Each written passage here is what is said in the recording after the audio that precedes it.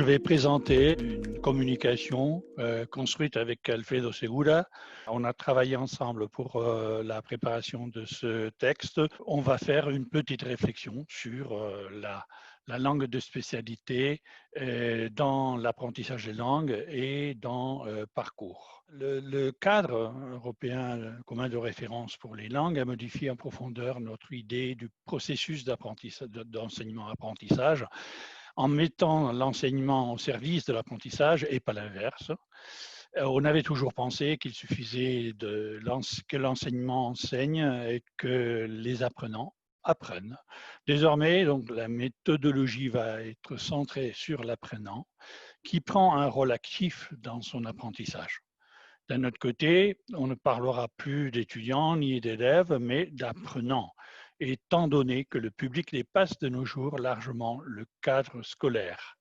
Il devient un acteur social, il communique, mais il va au-delà de la communication, il agit.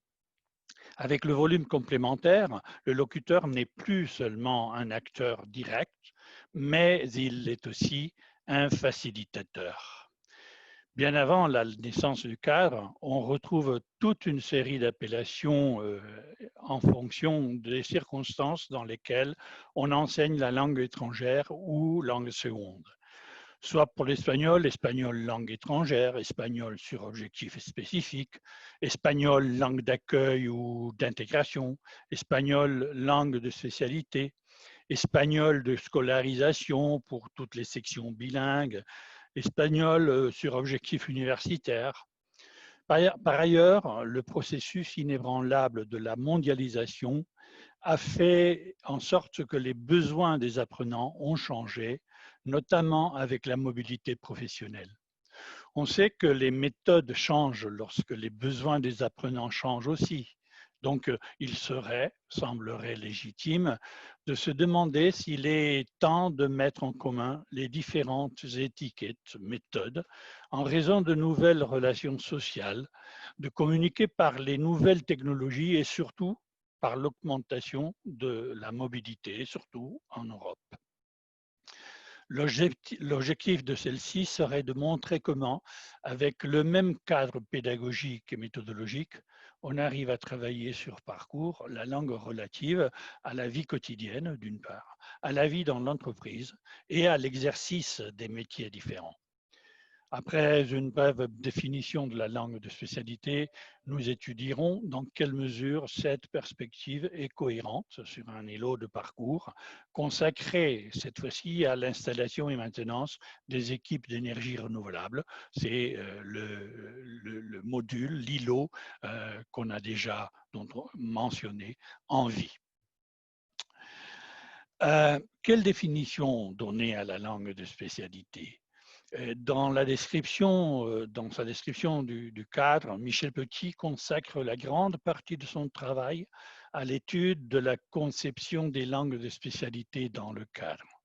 L'auteur pense que les spécialités savent bien que l'appellation commune de langue de spécialité désigne de façon commode, mais imprécise, un ensemble assez hétérogène de réalités de nature différente, chacun privilégiant, en fonction de son expérience et de ses intérêts professionnels d'enseignement et ou de la recherche, tel ou tel point de vue. L'auteur ajoute constitue une langue de spécialité tout ensemble d'objets linguistiques et ou langagiers définis par son rapport à une spécialité. Le français des affaires, le français scientifique et technique, sont ainsi du français de spécialité. L'anglais juridique, l'anglais médical, l'anglais des spécialités. Selon Petit, l'accent peut être mis selon les cas sur un ou plusieurs des aspects suivants, soit la terminologie du domaine de spécialité, soit les particularités de mise en œuvre de telle ou telle catégorie ou structure linguistique dans le discours du domaine, syntaxe du groupe nominal, expression de la modalité, etc. Caractéristiques, soit aussi les caractéristiques des genres discursifs ou textuels représentatifs du domaine. Bien que l'approche de la communication et la perspective d'action du cadre aient pris une place prépondérante dans l'apprentissage des langues, il n'existe pas de méthode intégratrice répondant aux nouveaux défis d'une économie mondialisée et de la mobilité professionnelle entre les pays européens. Compte tenu de la nécessité de l'échange et de la mobilité internationale, il est justement nécessaire de recourir à des méthodes intégratrices rejoignant les trois: la langue de vie quotidienne, la langue qu'on utilise en entreprise et la langue plus spécifiquement professionnelle pendant l'exercice des métiers. Quelles innovations faut-il mettre en marche? Et on croit les avoir mises en pratique à parcours. Évidemment, le protagoniste d'un parcours est celui qui marche dans notre parcours, l'apprenant. Imaginons le contexte d'un stagiaire ou d'un étudiant en formation professionnelle qui souhaite faire des stages à l'étranger. Par exemple, un technicien en énergie renouvelable. Après son inscription sur la plateforme, un tuteur lui est attribué pour le conseiller, l'accompagner et lui faire des commentaires personnalisés. Ce sont des tuteurs, comme on vient de le voir, le tuteur coach et le tuteur ILO. La première chose qui s'affiche est le profil de cet apprenant. Sa langue maternelle, son âge, son niveau de scolarité, son champ professionnel, son niveau de langue. Ces données sont à la disposition des tuteurs afin d'établir des priorités et de proposer un programme adapté, constitué des projets qui jalonnent le parcours de l'apprenti. Voilà le fil conducteur qui marque l'axe structurant de la proposition méthodologique. Ainsi, une pédagogie différenciée, réellement différenciée, une formation sur mesure et personnalisée qui accompagne l'apprenti avant, pendant et après ses stages à l'étranger. L'itinéraire d'apprentissage, il est défini par l'apprenant même en accord avec ses tuteurs, ceux-ci jouant un rôle permanent de médiateur dans les trois domaines: linguistique, interculturel et professionnel. Quelques enjeux méthodologiques de parcours. Le premier étant, et comme on vient de dire, la pédagogie centrée sur l'apprenant. Par exemple, ce contexte de cet apprenti de la voie professionnelle voulant faire un stage à l'étranger, ce technicien en énergie renouvelable français, allemand, italien ou polonais, qui prépare un stage pratique dans une entreprise d'énergie électrique en Espagne. Lors de son stage, tout stagiaire aura besoin d'utiliser la langue dans sa vie quotidienne, ouvrir un compte en banque, comme on a déjà dit, par exemple. Dans ses rapports à l'intérieur de l'entreprise, et pour ça, il y aura par exemple l'ILO, mon premier jour de stage, et pendant l'exercice de son métier, comme c'est le cas de l'hôtellerie, restauration, électricité dans notre cas. Les îlots d'apprentissage comme éléments structurants du parcours des apprenants sur la plateforme répondent à ces trois contextes de vie. L'objectif est de créer un module d'apprentissage qui permette un parcours individualisé sur trois niveaux: la formation linguistique, la formation aux aspects professionnels et la formation interculturelle. Envie comme îlot thématique centré sur les énergies renouvelables renvoie à des espaces de travail où se retrouvent apprenants et tuteurs de la plateforme pour des périodes limitées. Les exercices d'envie sont conçus sur la base de situations et de ressources variées, de préférence authentiques, mais pas toujours, comme on l'a déjà dit. Ces exercices servent à se préparer pour la réalisation des tâches avec d'autres apprenants et le soutien d'un tuteur. De plus, ils ont la possibilité de s'entraîner sur des activités en auto-apprentissage qui leur permettent d'étoffer leur parcours sur la plateforme. En abordant notamment des sujets liés à la vie dans l'entreprise et à des métiers, Parcours a vocation à aider les jeunes à se préparer pour le moment de leur arrivée dans l'entreprise qui les accueille et à favoriser ainsi leur intégration dans l'autre pays. La deuxième innovation qu'on qu'on souligne, c'est les nouveaux descripteurs de compétences.